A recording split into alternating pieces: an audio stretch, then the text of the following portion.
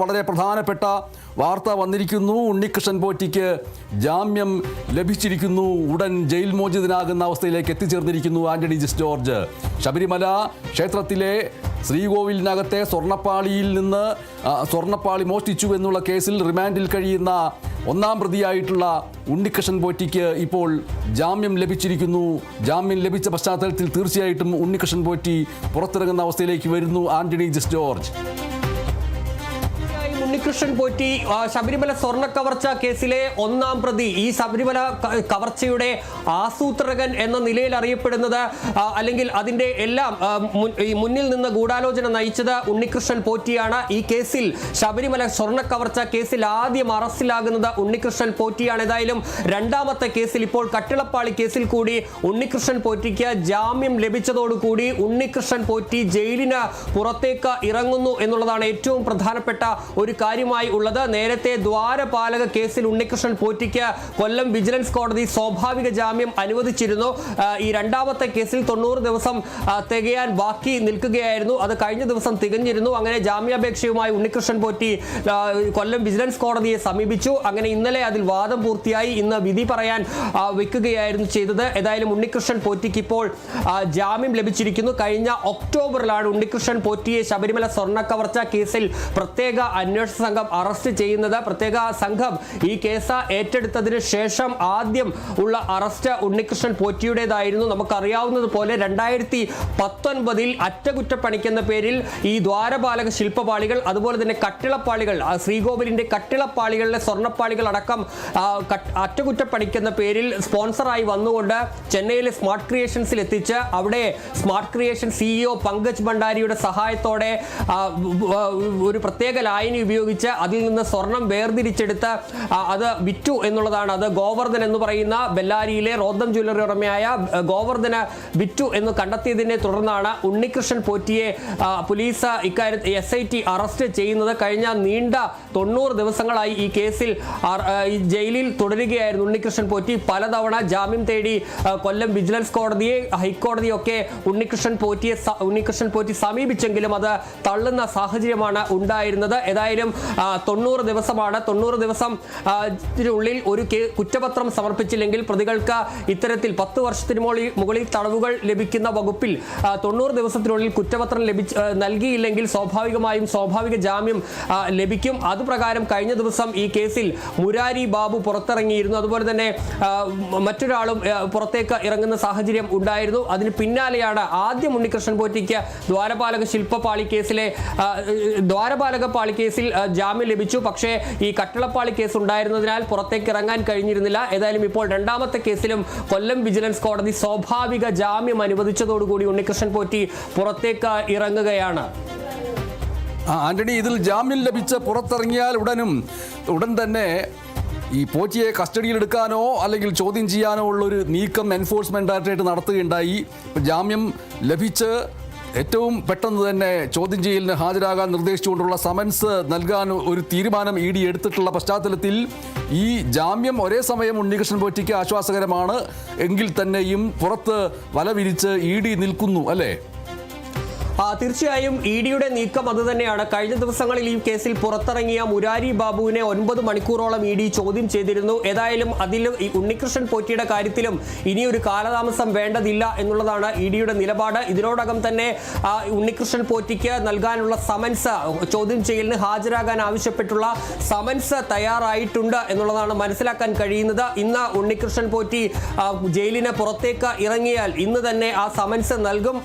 ഒന്നില്ലെങ്കിൽ നാളെ തന്നെ ഉണ്ണികൃഷ്ണൻ പോറ്റിയെ ഈ ചോദ്യം ചെയ്യലിനെ വിളിച്ചു വരുത്താനാണ് ഇപ്പോൾ അന്വേഷണ സംഘം തീരുമാനിച്ചിരിക്കുന്നത്, ED തീരുമാനിച്ചിരിക്കുന്നത്. നമുക്കറിയാവുന്നതുപോലെ ഉണ്ണികൃഷ്ണൻ പോറ്റിയാണ് ഈ കേസിന്റെ ഒരു മുഖ്യ സൂത്രധാരൻ, അല്ലെങ്കിൽ ഇതിന്റെ എല്ലാ കാര്യങ്ങളും അറിയുന്നയാൾ എന്ന് പറയുന്നത് ഉണ്ണികൃഷ്ണൻ പോറ്റിയാണ്. സ്വാഭാവികമായും ഈ കള്ളപ്പണ ഇടപാടിനെ സംബന്ധിച്ചുള്ള കാര്യങ്ങളിലൊക്കെ കൃത്യമായ വിവരമുണ്ടാവുക ഉണ്ണികൃഷ്ണൻ പോറ്റിക്ക് തന്നെയാണ്. ഈ ED എടുത്തിരിക്കുന്ന കേസിലും ഉണ്ണികൃഷ്ണൻ പോറ്റി തന്നെയാണ് ഒന്നാം പ്രതി. സ്വാഭാവികമായും ഉണ്ണികൃഷ്ണൻ പോറ്റിയെ എത്രയും വേഗം കസ്റ്റഡിയിലേക്ക് എടുക്കുക എന്നുള്ളൊരു നീക്കത്തിലേക്ക്, അറസ്റ്റിലേക്ക് അടക്കം ED പോകാനുള്ള സാധ്യതയുമുണ്ട്. ഏതായാലും നാളെ തന്നെ വിശദമായി ഉണ്ണികൃഷ്ണൻ പോറ്റിയെ ചോദ്യം ചെയ്യാനാണ് ഇപ്പോൾ തീരുമാനിച്ചിരിക്കുന്നത്. പ്രത്യേകിച്ച് ഈ ഉണ്ണികൃഷ്ണൻ പോറ്റിക്ക് ഈ പണം ലഭിച്ചത്, അതുപോലെ തന്നെ ഈ വിറ്റ പണം, ഈ ശബരിമലയിൽ നിന്ന് മോഷ്ടിച്ച സ്വർണം, ആ സ്വർണം വിറ്റ ശേഷം ആ പണമൊക്കെ എന്ത് ചെയ്തു, ഈ പണം ഇതുമായി ബന്ധപ്പെട്ട ഇടപാടുകളിലുള്ള കള്ളപ്പണ ഇടപാടടക്കമാണ് ED അന്വേഷിക്കുന്നത്. ഏതായാലും സമൻസ് ഇതിനോടകം തന്നെ തയ്യാറാണ്. ഉണ്ണികൃഷ്ണൻ പോറ്റി സ്വാഭാവികമായും ഇന്ന് ജാമ്യം ലഭിച്ച സ്ഥിതിക്ക് വൈകുന്നേരത്തോടു കൂടി കോടതി ജയിലിലേക്ക് എത്തും. ഇന്ന് രാത്രിയോടുകൂടി തന്നെ ഉണ്ണികൃഷ്ണൻ പോറ്റിക്ക് പുറത്തിറങ്ങാൻ കഴിയും. അങ്ങനെയെങ്കിൽ ഉടൻ തന്നെ EDയുടെ സമൻസ്, ചോദ്യം ചെയ്യലിന് ഹാജരാകാൻ, കൊച്ചിയിലെ ഓഫീസിൽ ഹാജരാകാൻ ആവശ്യപ്പെട്ടുള്ള സമൻസ് നൽകും. ഒരുപക്ഷെ നാളെ തന്നെ ED ചോദ്യം ചെയ്യുന്നതിനായി ഉണ്ണികൃഷ്ണൻ പോറ്റിയെ വിളിച്ചു വരുത്തും. സ്വാഭാവികമായും ചോദ്യം ചെയ്യലിന് ശേഷം ഒരു അറസ്റ്റിലേക്ക് പോകാനുള്ള സാധ്യതയും ഈ ഘട്ടത്തിൽ തള്ളിക്കളയാൻ കഴിയില്ല. ഏതായാലും ഉണ്ണികൃഷ്ണൻ പോറ്റിയെ സംബന്ധിച്ച് ഈ ഒരു കേസിൽ ജാമ്യം ലഭിച്ച് പുറത്തിറങ്ങുമ്പോൾ ഇനി കാത്തിരിക്കുന്നത് ED ആണ് എന്നുള്ളതും പ്രധാനപ്പെട്ട ഒരു കാര്യം തന്നെയാണ്. ആന്റണി, നിയമസഭയിൽ ഇന്നലെയും ഇന്നും ഒക്കെയായിട്ട് പ്രതിപക്ഷ നേതാവും മറ്റ് പ്രതിപക്ഷ നേതാക്കളും ആവർത്തിച്ച് വ്യക്തമാക്കിക്കൊണ്ടിരിക്കുന്നത് ഈ ശബരിമല സ്വർണ്ണക്കവർച്ച കേസിൽ സ്വാഭാവിക ജാമ്യം നേടി ഓരോരോ പ്രതികളും പുറത്തിറങ്ങുന്ന അവസ്ഥ വാസ്തവത്തിൽ ഈ കേസിനെ തേച്ച് മാച്ച് ഇല്ലാതാക്കി കളയാനുള്ള ഗൂഢനീക്കം ഫലവത്താവുന്നു എന്നുള്ളതിൻ്റെ സൂചന എന്നുള്ള നിലയ്ക്കാണ്. അതേസമയം ഇങ്ങനെ സ്വാഭാവിക ജാമ്യം നേടുന്നതിൽ ആശങ്കയൊന്നും വേണ്ട, SITയുടെ അന്വേഷണം വിശ്വസനീയമാണ് എന്ന് ഹൈക്കോടതി ഇന്നലെ സൂചിപ്പിക്കുകയും ചെയ്തിരുന്നു. ഹൈക്കോടതിയുടെ ആ പ്രസ്താവനയെ കണക്കിലെടുക്കാതെ പ്രതിപക്ഷം കൃത്യമായിട്ടും ഇത് ഈ കേസ് തേച്ച് മാച്ച് കളയുന്ന രീതിയിലേക്ക് പോകുന്നു എന്നുള്ളതിൽ ഉറച്ചു നിൽക്കുകയാണ് ചെയ്തത്. ഇന്നും ആ രീതിയിൽ നിയമസഭയിൽ നിന്ന് അത് സൂചിപ്പിക്കപ്പെടുകയുണ്ടായി. ഇപ്പോൾ ഉണ്ണികൃഷ്ണൻ പോറ്റിക്ക് ഈ പറയുന്ന രീതിയിൽ സ്വാഭാവിക ജാമ്യം ലഭിച്ചത് പ്രതിപക്ഷത്തെ സംബന്ധിച്ചിട്ട് അവരുടെ ആരോപണങ്ങൾ ശക്തമാക്കാൻ ഇടയാക്കും, അല്ലേ? തീർച്ചയായും പ്രതിപക്ഷം കഴിഞ്ഞ ദിവസങ്ങളിലും ഇന്നുമൊക്കെ നിയമസഭയിൽ ഉന്നയിക്കുന്ന കാര്യം, ഈ പ്രതികൾ സ്വാഭാവിക ജാമ്യം ലഭിച്ച് പുറത്തേക്ക് ഇറങ്ങുന്നത്, കുറ്റപത്രം സമർപ്പിക്കാൻ വൈകുന്നതൊക്കെ ഒരു ഗൂഢാലോചനയുടെ ഭാഗമാണ്. CPM നേതാക്കളടക്കം ഇപ്പോൾ ജയിലിൽ കഴിയുകയാണ്, അവരുടെ ജില്ലാ കമ്മിറ്റി അംഗമടക്കം ജയിലിൽ കഴിയുകയാണ്. അവരെ രക്ഷിക്കുന്നതിൻ്റെ ഭാഗമായി കൂടിയാണ് ഇത്തരമൊരു നീക്കം എന്നുള്ളതാണ് പ്രതിപക്ഷത്തിന്റെ ആരോപണം എന്ന് പറയുന്നത്. ഇന്ന് പ്രതിപക്ഷ നേതാവ് VD സതീശൻ പറഞ്ഞത്, ഈ പ്രതികൾ ഇങ്ങനെ പുറത്തേക്ക് ഇറങ്ങുമ്പോൾ അത് തെളിവ് നശിപ്പിക്കാനുള്ള നീക്കത്തിന്റെ ഒരു നീക്കമായി കാണാം, അല്ലെങ്കിൽ അത്തരത്തിൽ പോകാനുള്ള ഒരു ആശങ്ക തങ്ങൾക്ക് ഉണ്ട്. പ്രത്യേകിച്ച് ഈ ശബരിമലയിൽ നിന്ന് ഇവർ മോഷ്ടിച്ച സ്വർണം അത് ഇതുവരെ കണ്ടെത്താനായി SITക്ക് സാധിച്ചിട്ടില്ല. ആ തൊണ്ടി മുതൽ, ആ കേസിലെ പ്രധാനപ്പെട്ട തെളിവ് ആ തൊണ്ടി മുതലാണ്. ആ തൊണ്ടി മുതൽ നശിപ്പിക്കാനടക്കമുള്ള സാഹചര്യങ്ങളിലേക്ക് നീങ്ങും എന്നുള്ള ഒരു ആരോപണമാണ് ഇക്കാര്യത്തിൽ പ്രതിപക്ഷം ഉയർത്തുന്നത്.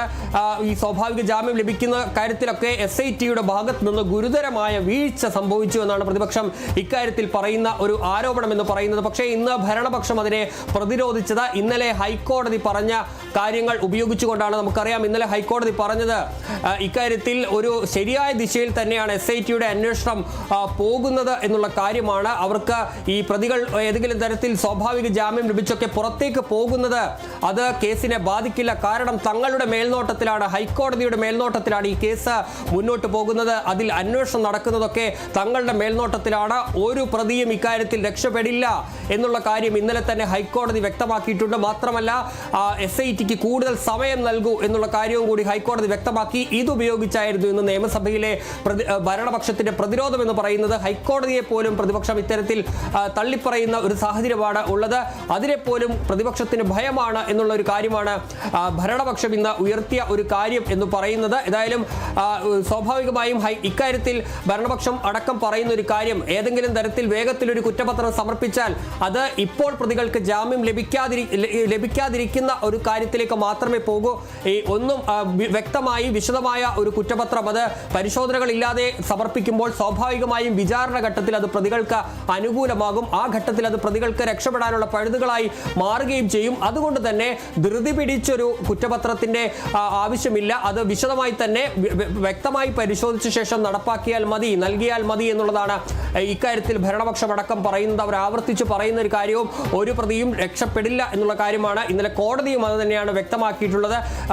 കൂടുതൽ സമയം SITക്ക് ഇക്കാര്യത്തിൽ നൽകുന്നത്. സ്വാഭാവികമായും ഇത്തരത്തിൽ ഈ സ്വാഭാവിക ജാമ്യം ലഭിക്കുന്നത് കൊണ്ട് കേസിനെ അത് ബാധിക്കില്ല എന്ന് ഈ കേസിന് മേൽനോട്ടം വഹിക്കുന്ന കോടതി തന്നെ ഇക്കാര്യത്തെ വ്യക്തമാക്കുകയും ചെയ്യുന്നുണ്ട്. നമുക്കറിയാം, കോടതിയാണ് ഈ ശബരിമല സ്വർണ്ണ കവർച്ച കേസിൽ ഒരു നിലപാട് ആദ്യം സ്വീകരിക്കുന്നത്. ഈ 2025 അന്ന് ഈ ദ്വാരപാലക ശില്പപാളികൾ അറ്റകുറ്റപ്പണിക്കായി കൊണ്ടുപോയതുമായി ബന്ധപ്പെട്ട് വന്ന ഹർജികളിനെ തുടർന്നാണ് പിന്നീട് ശബരിമല സ്വർണ്ണ കവർച്ച കേസ് ഉണ്ടാകുന്നത്.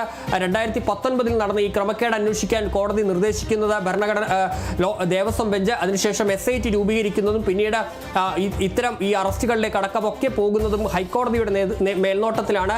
ഏതായാലും ഹൈക്കോടതി തന്നെ ഇക്കാര്യത്തിൽ ഉറപ്പിച്ച് പറയുകയും ചെയ്യുന്നുണ്ട്. ഒരു തരത്തിലും ഈ അന്വേഷണത്തെ പ്രതികൾക്ക് ജാമ്യം ലഭിക്കുന്നത് കൊണ്ട് അത് ബാധിക്കില്ല, ഒരു തരത്തിലും ഈ കേസിനെ ബാധിക്കില്ല, പ്രതികൾ രക്ഷപ്പെടില്ല എന്ന് ഹൈക്കോടതി തന്നെ വ്യക്തമാക്കുകയും ചെയ്യുന്നുണ്ട്. ഏതായാലും ഇന്നും നിയമസഭയിൽ പ്രതിപക്ഷം ഇത് ആവർത്തിച്ച് പറഞ്ഞുകൊണ്ടിരിക്കുന്ന അല്ലെങ്കിൽ ആരോപിക്കുന്ന ഒരു കാര്യം, പ്രതികൾ ഇങ്ങനെ പുറത്തേക്ക് ഇറങ്ങുന്നത് അല്ലെങ്കിൽ ഈ കുറ്റപത്രം വൈകുന്നത് അത് മുഖ്യമന്ത്രിയുടെ ഓഫീസിന്റെ ഇടപെടലാണ്. CPM നേതാക്കളെ രക്ഷിക്കാൻ, പ്രതികളായ CPM നേതാക്കളെ രക്ഷിക്കുന്നതിന് വേണ്ടിയാണ് ഈ നീക്കം നടക്കുന്നത്. ഈ കേസ് തേച്ചു മാച്ച് കളയുന്നതിന്റെ ഭാഗമാണിതെന്നും പറയുകയും ചെയ്യുന്നുണ്ട്. ഏതായാലും നിയമസഭയിൽ ആ പ്രതിഷേധം തുടരുമ്പോൾ കോടതിക്ക് സമ്പൂർണ്ണ വിശ്വാസമാണ് SIT അന്വേഷണത്തിൽ.